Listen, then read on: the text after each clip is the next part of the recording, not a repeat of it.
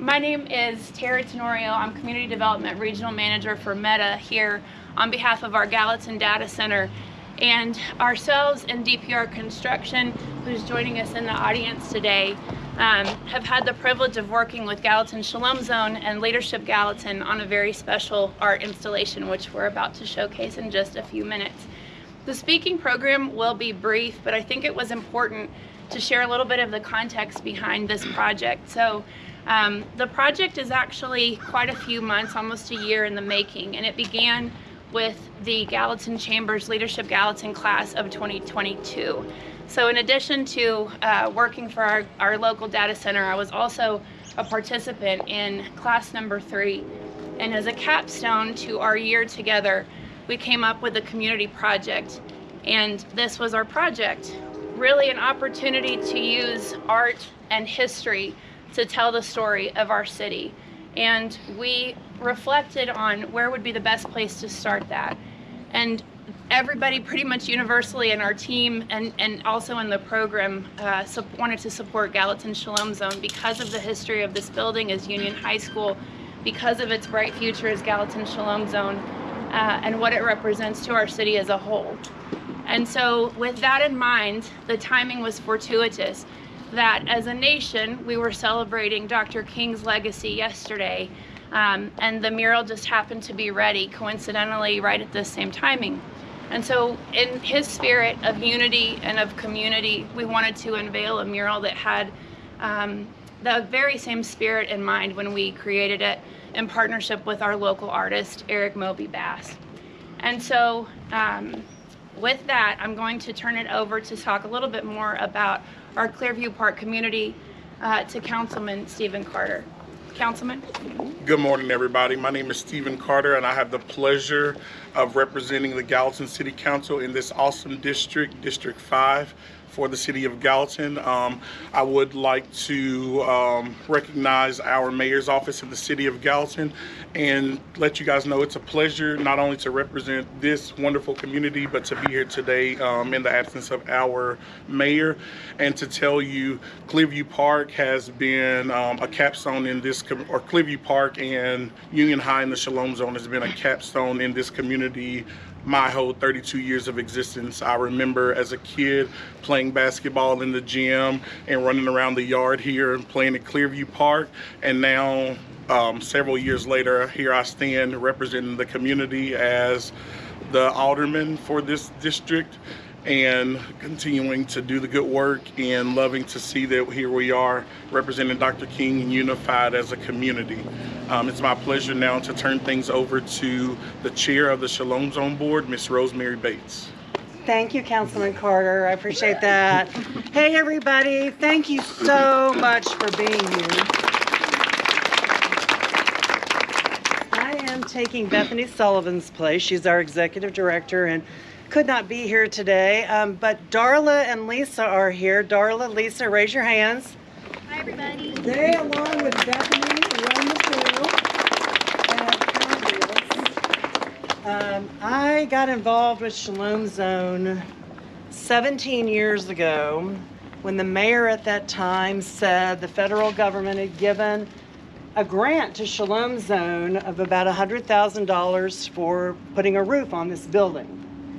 And I got thrown into the whole federal grant process, which introduced me to the previous director. And then subsequently, a few years down the road, I joined the board. I've been on the board in different capacities.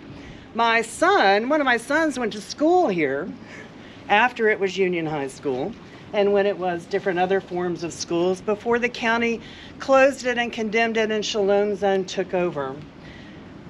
This agency does more than I could ever tell you about. I could go on, which you do not want me to do, but let me just say that we have programs for children through adults. We serve hundreds of children and hundreds of families every year, every quarter. If you haven't been here for a community Saturday, you must come. Some of you here donate the haircuts, the food, the popcorn, the shoes, the hoodies, the pantry items. we could not do it without the embrace and the commitment of the entire community. Some of our board members are here, and I'd like to thank them for their commitment.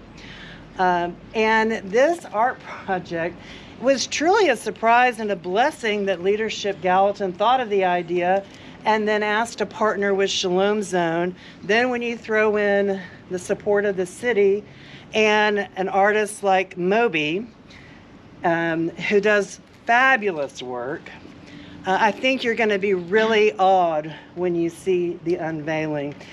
But to give you a little bit more about the importance of this building, I would like to introduce you to Gallatin Citizen of the Year, Velma Brinkley.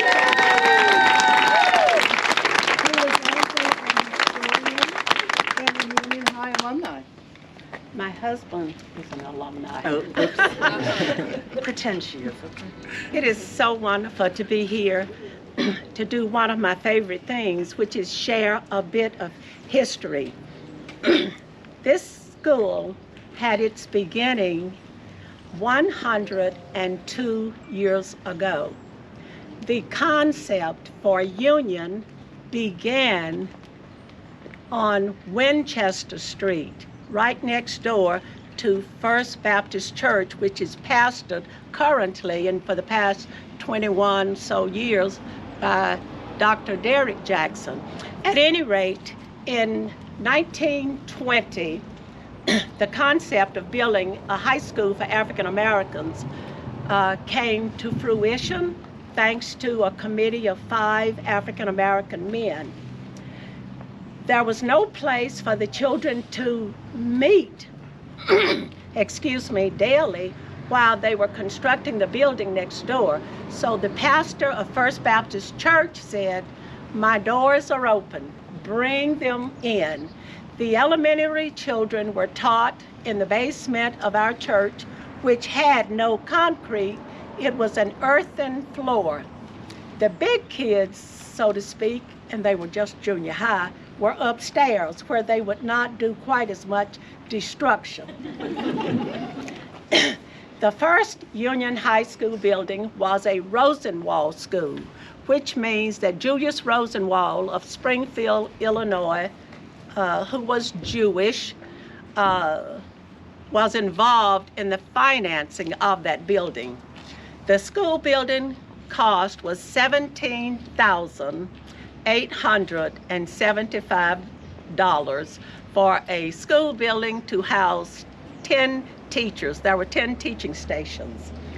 But the building had no gym, no football field, and they had a football team and a basketball team, or teams. At any rate, the gentleman who owned the tobacco barn at the end of Blythe Street and Red River Road allowed our basketball team to call that their home court. And that is where all of Union High School basketball games were held. And if you went, you had to stand up around the walls because only the school only carried chairs for the players. And of course, the football team had no field, so they played on the north end of Blythe Street on what was named the Colored Fairgrounds. I'm not describing it as colored. That was its original professional name, the Colored Fairgrounds. At any rate, that in 2 years, 1922, the building was built, completed, and the students went into the brand new building next to the church. The only thing is, our church took in elementary children, but was sending out students in the 9th and 10th grade because they had learned those grades while being housed in our church. So Pastor Jackson, your church, First Baptist Church, was responsible for the teaching of the first high school courses in all of Sumner County. In 1950, after that building had served grades 1 through 12, it the population outgrew the structure. So in December of 1950, the school principals told the students, high school students, do not come back here after Christmas. Your new school is across town at 600 Small Street. So on January the 11th of 1951, the 9th through the 10th grade, because there were no 11th and 12th graders, came here for classes. And this is where they stayed, at 600 Small Street. The first high school for Union cost the $17,000, as I told you, but this big baby cost $250,000. And of course now, who knows what it would cost. At any rate, this building was situated on 10 acres of land. So, Lisa, if you all don't have 10 acres of land now, it's not my fault. Talk to the county and the Board of Education. But the building was built on 10 acres of land. At any rate, at this point, I shall turn it over to Lance Couch, DPR Construction, and Tara Tenora. I'm not Lance. Where are you? DPR is happy to be here, and I'll turn it over to Tara. I think Kim, Mary Lou, and myself are gonna do the very official asking for a countdown of 5, 4, 3, 2, 1, and then we will show the mural. So with that, I think we're going to count it down. We're going to count down from 5, right, guys? Yes. All right, we got to all do it together. 5, 4, 3, 2, 1.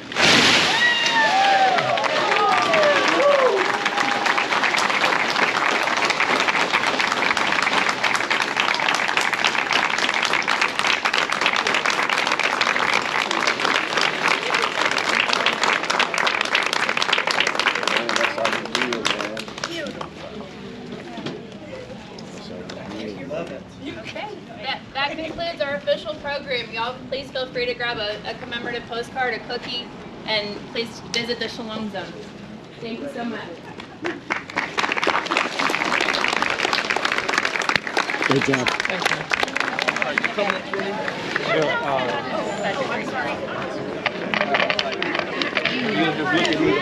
DPR, leadership Gallatin, past or present, and the city of Gallatin. We need you up here for a photo. I didn't practice for this. Oh, it's all good. Keep it simple. If you would, just say spell your first and last name. Oh, okay. Yeah, I'm Eric. I go by Mobe, M-O-B-E, Eric Bass, B-A-S-S. The artist that painted